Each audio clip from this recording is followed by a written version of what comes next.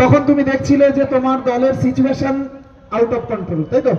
তো কন্ট্রোলে আনার জন্য তুমি কিন্তু অনেক চেষ্টাটা করেছিলে, তবে যখন দেখলে 44 রানের লক্ষ্যমাত্রা বিপক্ষ দলের সামনে তোমরা দিতে পেরেছো, তাহলে তখন তোমাদের মাথায় কি চলছিল যে বল করে তো এই ম্যাচটাকে কি আটকানো যেতে পারে? কি চলছিল মাথার মধ্যে? বল করে এই ম্যাচটাকে আটকানো যেতে পারে। তো তুমি যখন বলের দায়িত্বটা পেলে তখন মনে হলো না যে ক্যাপ্টেন তোমাকে এমন একটা সময় দিয়েছে, তুমি যদি ভালো বল না করো তাহলে হয়তো তোমাকে কথা শুনতে হতে পারে, এমন কিছু কি মাথায় ঘোরাফেরা করছিল না? তো নিজেই নিয়েছিলে দায়িত্বটা।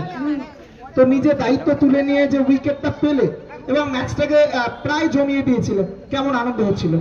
ভালোই আনন্দ হচ্ছিল। আর আমি দেখছিলাম যে একটা রান আউটের জন্য তুমি ভীষণ বলছিলে বোলিং এন্ডে বলটা ছোট, বোলিং এন্ডে কনফিডেন্স আমি চাইছিলাম যে এত সুন্দর কনফিডেন্স এর মধ্যে আমি দেখেছি যে চমৎকার ক্রিকেট উপহার দিচ্ছে, ওর জন্য আরো একবার চর্চা করে তুলেছে। অসংখ্য ধন্যবাদ।